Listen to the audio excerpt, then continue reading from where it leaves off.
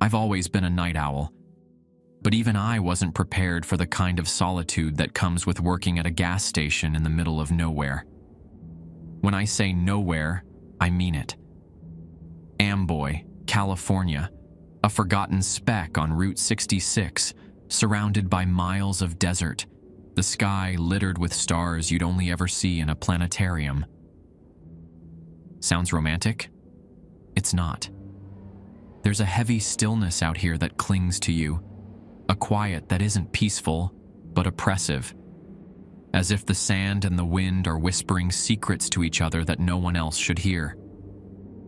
The job seemed straightforward enough when I found the ad online. Night clerk needed. No experience necessary. Competitive pay. I'd just been laid off and wasn't exactly drowning in opportunities, so I jumped at it. My first clue that this place wasn't ordinary should have been the lack of an interview. They just sent me a confirmation email with the instructions. Show up by 10 p.m. Your duties will be explained. The gas station itself is a relic from another time, a squat, battered building with peeling paint and a flickering neon sign that hums like a dying insect. The pumps are ancient, the kind with spinning dials instead of digital readouts. It's the kind of place that feels like it's been forgotten by the world. And yet, it's still standing, as if refusing to let go of whatever history it's clinging to. The owner, a wiry old man named Mr. Grady, didn't stick around long enough for pleasantries. He handed me a set of keys, pointed me to the counter, and muttered, "Don't go snooping around. Just do your job." Before I could ask what that entailed, he disappeared into the desert night, his truck kicking up a trail of dust. I thought I could handle it.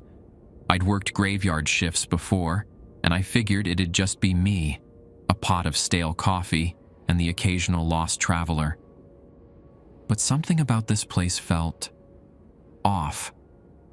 The way the shadows seemed to stretch just a little too far, the way the hum of the fluorescent lights seemed to sync with my heartbeat.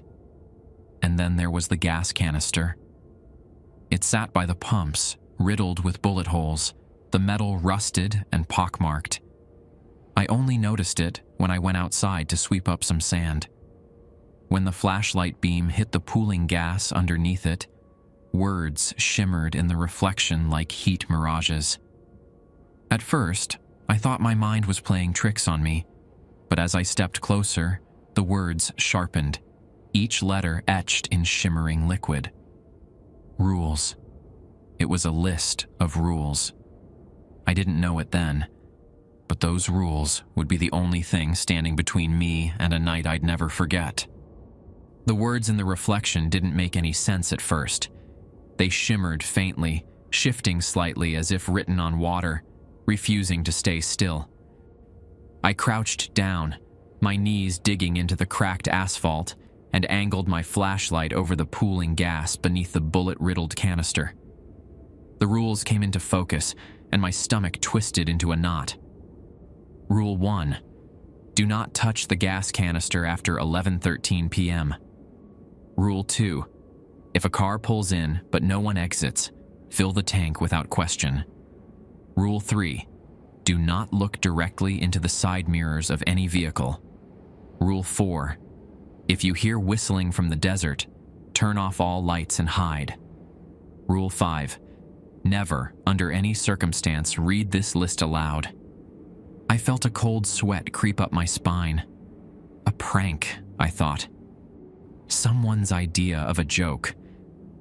Maybe Mr. Grady was testing me, though I couldn't figure out why an old man would bother with this level of effort. I stood up, brushing dust off my jeans, and glanced around. The desert stretched on, a void in every direction, illuminated only by the sickly yellow glow of the station's flickering lights.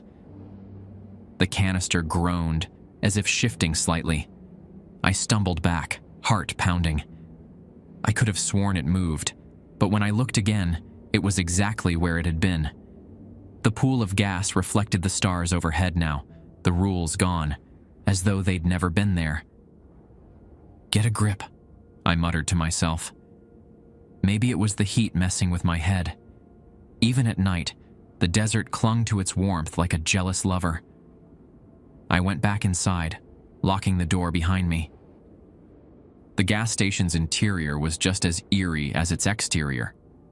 Rows of dusty shelves stocked with canned goods and snacks that looked like they'd expired sometime during the last millennium.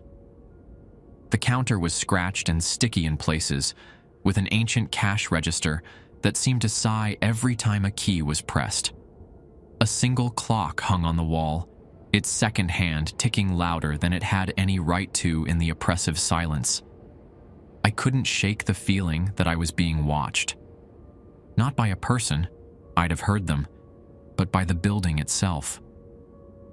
The walls seemed to lean in slightly, and the humming of the lights felt too synchronized with my breathing, as though the gas station were alive, waiting for something. At 11:10 p.m., a car pulled into the lot. I glanced up from the counter, expecting to see someone step out, but no one did. The car sat there, headlights on, engine idling. Its windows were tinted black, and even under the neon glow, I couldn't make out a single detail. I waited for a moment, the seconds ticking by too slowly. My gut told me to stay inside, but my feet didn't listen. The rules, they came flooding back. If a car pulls in but no one exits, fill the tank without question. The words echoed in my mind like a mantra I couldn't ignore. Grabbing the pump handle, I stepped out into the night. The air felt thicker now, each breath heavy in my lungs. I walked up to the car, avoiding its side mirrors out of instinct, my hands trembling as I unscrewed the gas cap. The tank gurgled as the fuel flowed in. No movement from the car, no sound but the rhythmic clicking of the pump. I could feel the hairs on the back of my neck standing on end, every instinct screaming that something was wrong. But I didn't dare stop. The rules didn't say what would happen if I didn't follow them. I wasn't about to find out. When the pump clicked off, signaling the tank was full, I screwed the cap back on and stepped away. The car didn't move for a long, agonizing moment. Then, without a sound, it rolled out of the lot and disappeared into the desert night. I stood there, staring at the spot where it had been, my breath fogging in the cold air.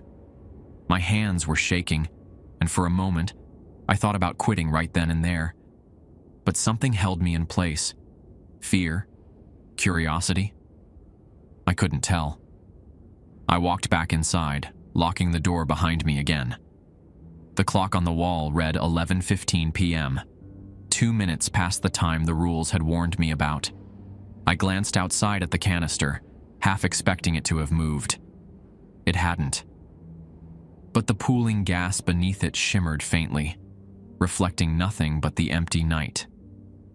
I sat down behind the counter, staring at the clock. My shift had barely started, and I already felt like I was losing my mind. I spent the next hour pacing the narrow confines of the gas station, glancing at the clock every few minutes. The rules were etched into my mind now, each one looping like a warning bell. I tried convincing myself that I had imagined the car's eerie stillness or the way the gas shimmered unnaturally, but it was no use. Something was wrong with this place. The desert outside was oppressively quiet. Even the usual chorus of nocturnal insects and distant howls seemed muted, as though the world had taken a collective breath and held it. At 12:30 a.m., the bell above the entrance chimed. I froze. I hadn't seen headlights or heard an engine approach. Slowly, I turned toward the door. A man stood there, dressed in a dusty coat and wide-brimmed hat that cast a shadow over his face. His boots left faint prints on the cracked tile floor, and when he moved, it was with a stiffness that reminded me of an old marionette. "Evening," he said, his voice low and gravelly. His hat tilted slightly as he looked around the station. Quiet night? Yeah, I stammered. My throat felt dry. What can I get you? He walked to the counter, his boots clicking unnaturally loud in the silence. Up close, I noticed his face was too pale, the skin stretched tight over sharp cheekbones. His eyes were hidden beneath the brim of his hat, but I could feel them watching me, dissecting me. Just gas, he said, sliding a crumpled bill across the counter. I hesitated. Something about him set my nerves on edge, but I forced a smile and nodded. Sure thing. Pump one. The man didn't answer.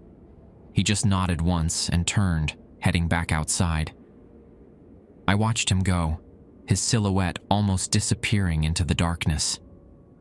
The bell chimed again as the door swung shut behind him. When I stepped outside, I realized there was no car. I stood there, gas pump in hand, staring at the empty lot.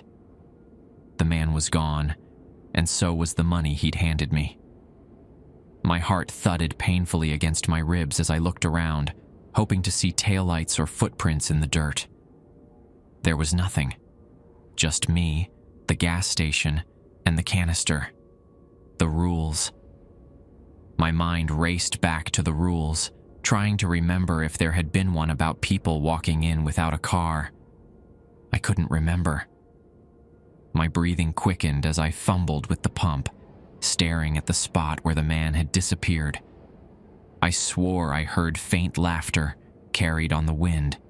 I went back inside, locking the door behind me once again. My hands trembled as I reached for my phone, hoping for a distraction. No signal. Of course, the isolation of the gas station wasn't just physical, it was total. The clock ticked louder now, or maybe I was just imagining it. 12:45 a.m. The air felt heavier, pressing down on me like a weight. I sank into the creaky stool behind the counter, my mind spinning with questions I couldn't answer. Then, from somewhere outside, came the faint sound of whistling.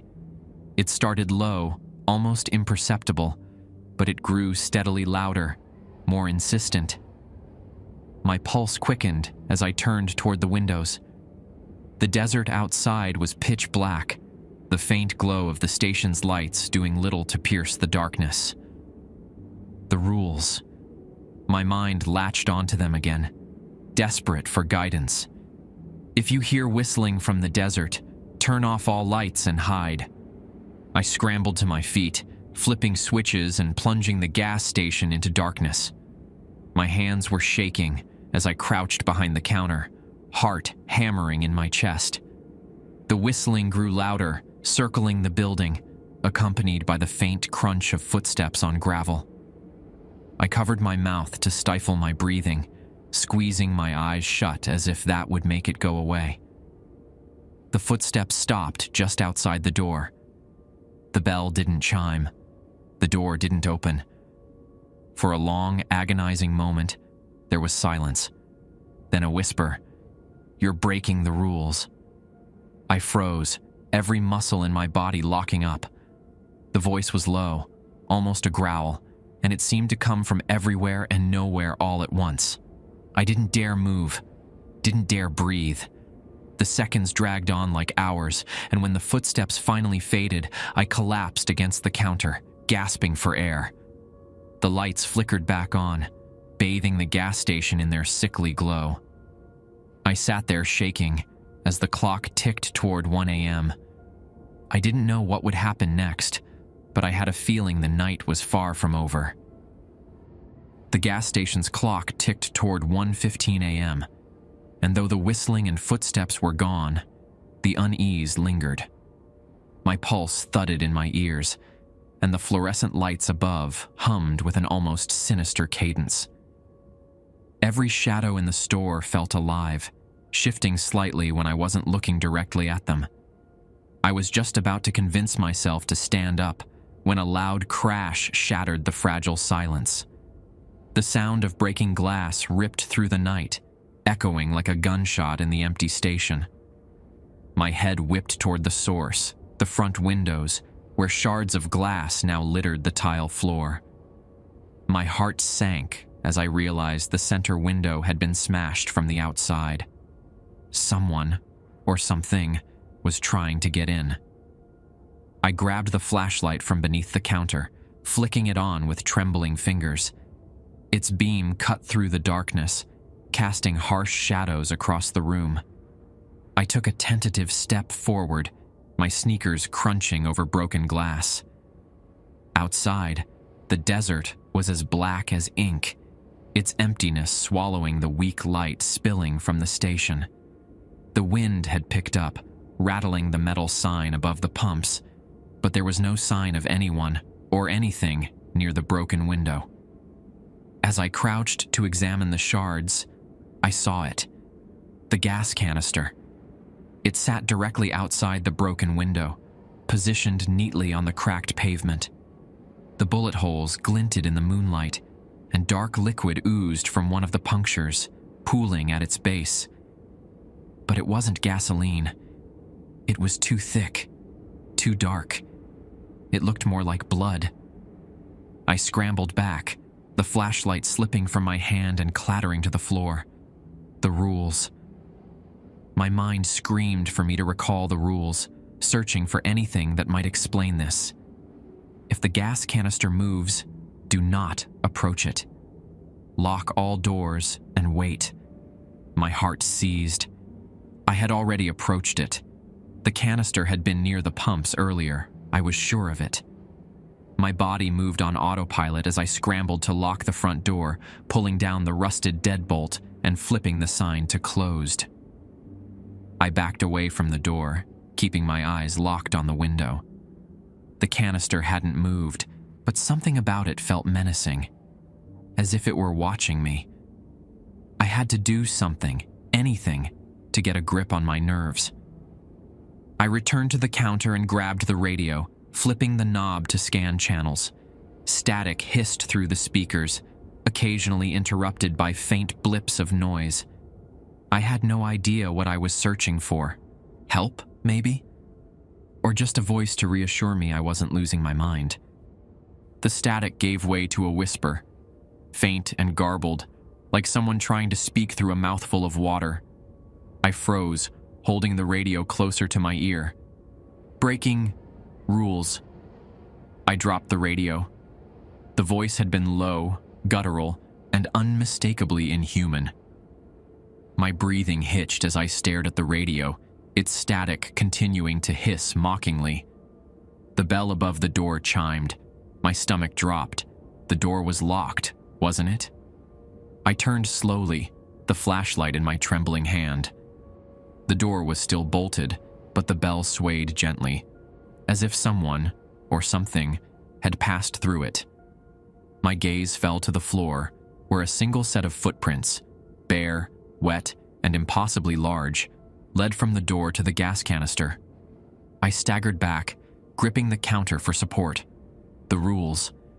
I clung to them like a lifeline, my mind desperately trying to recall what to do next. But the words blurred, slipping through my grasp like sand. I didn't realize I was crying until a tear dripped onto the counter.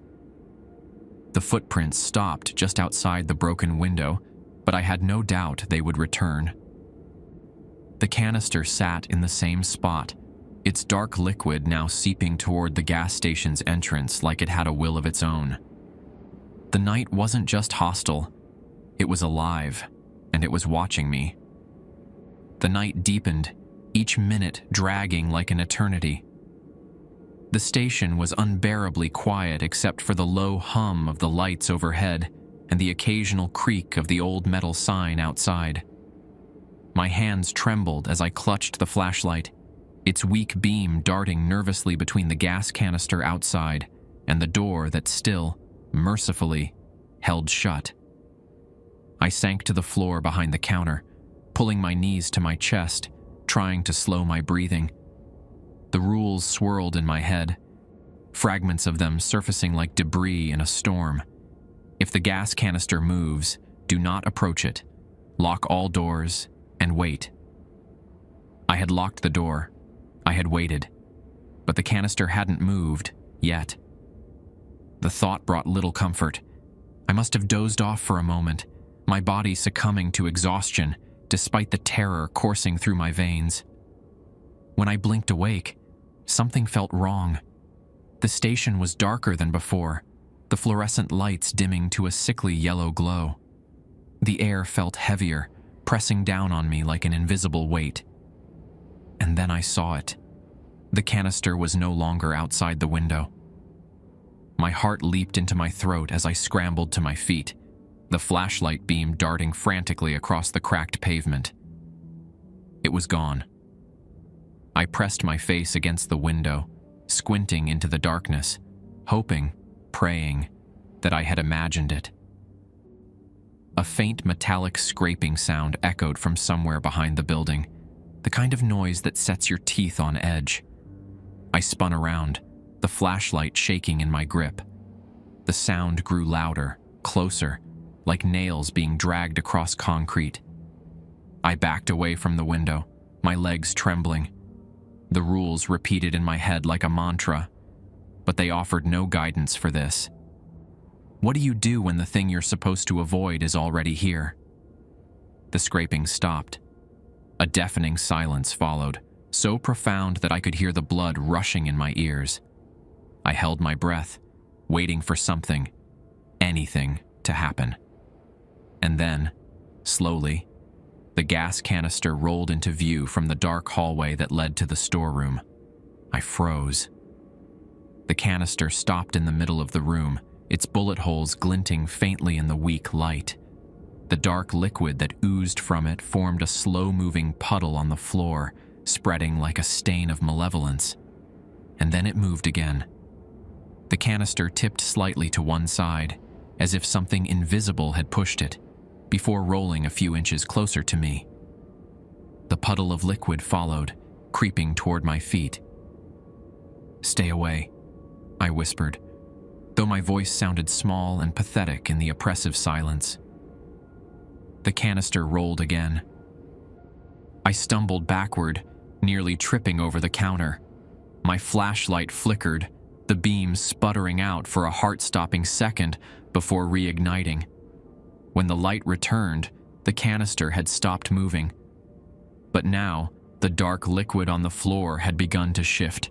It slithered like a living thing, snaking across the tiles with unnatural purpose. It wasn't heading for me. It was heading for the door. "No," I muttered, my voice cracking. "No, no, no." The liquid pooled at the base of the door, seeping into the cracks like it was searching for something, or someone. My breath came in shallow gasps as I watched it crawl upward, inching toward the lock.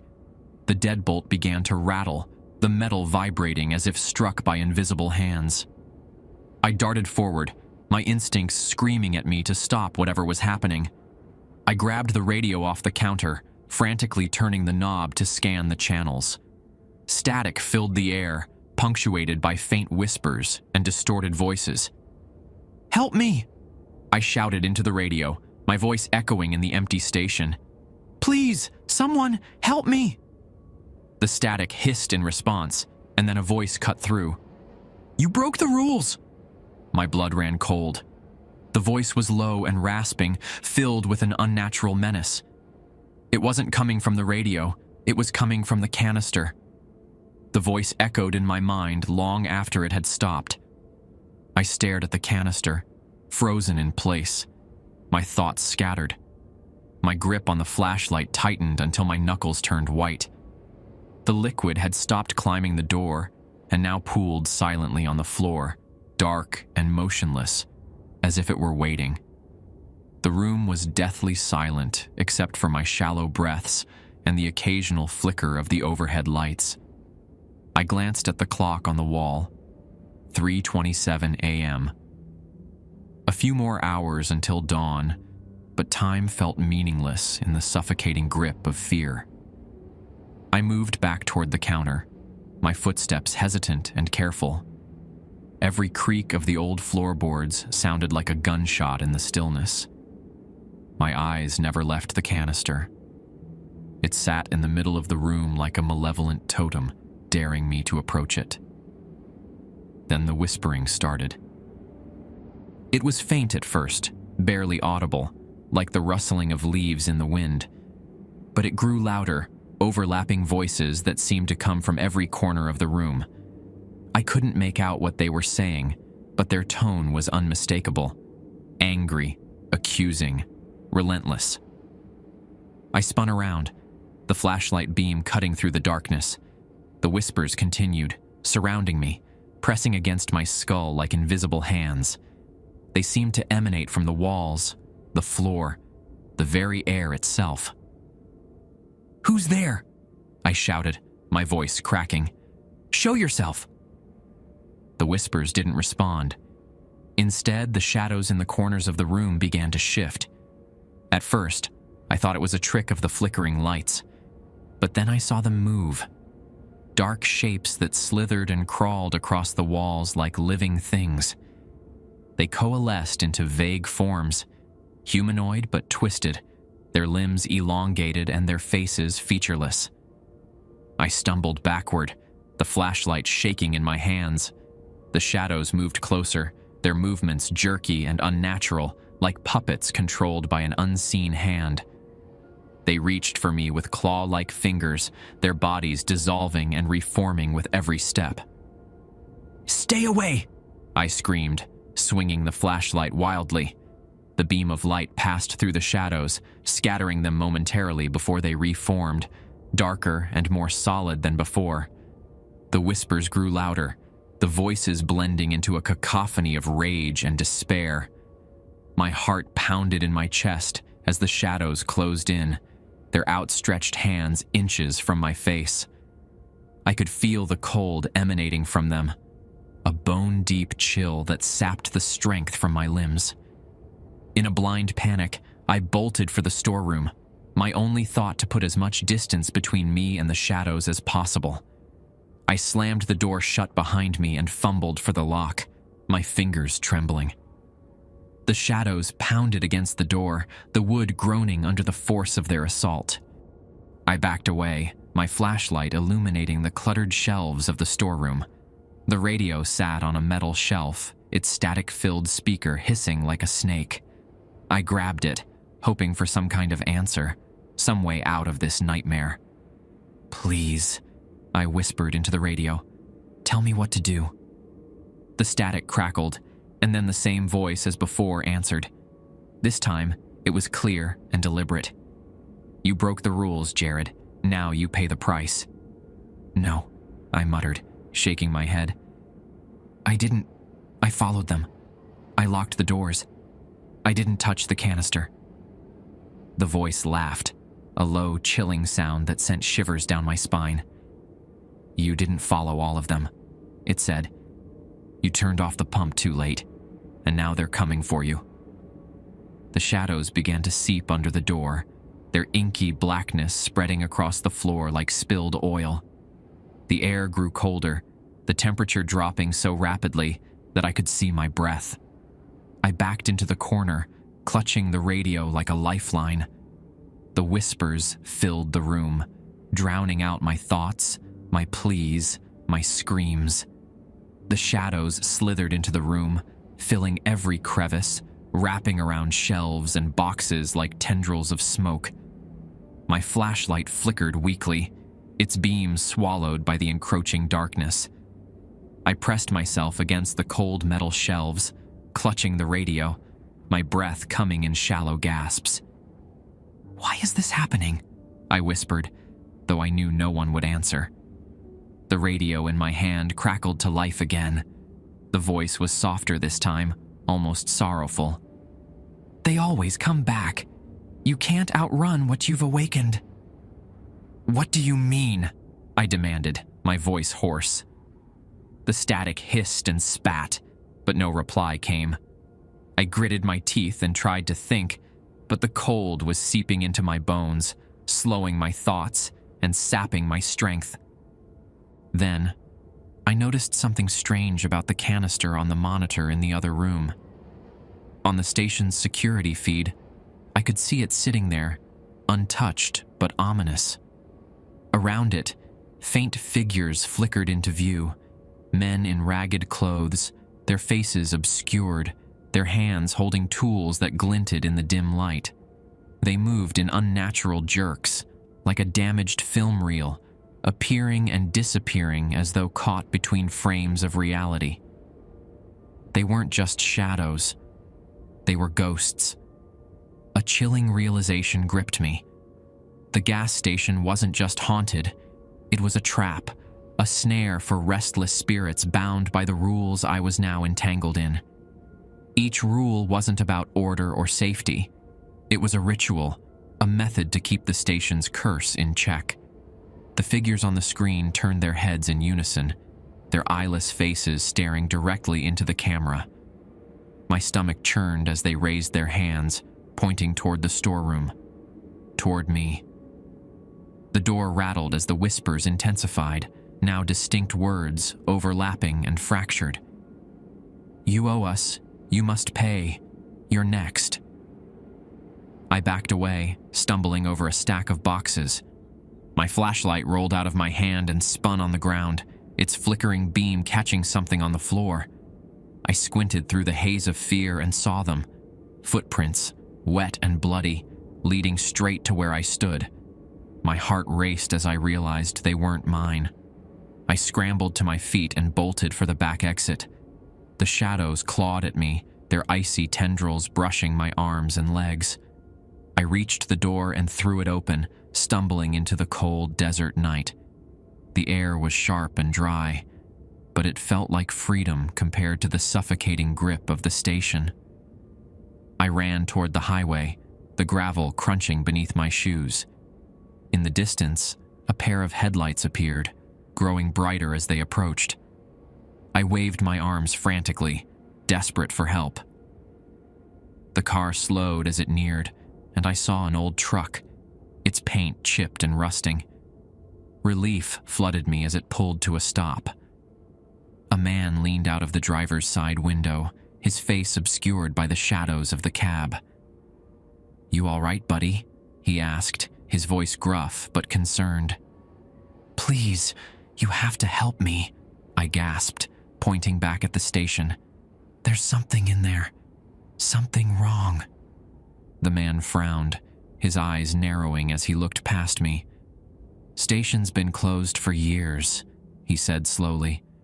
"Ain't no one worked there since the accident." "What accident?" I demanded, my voice trembling.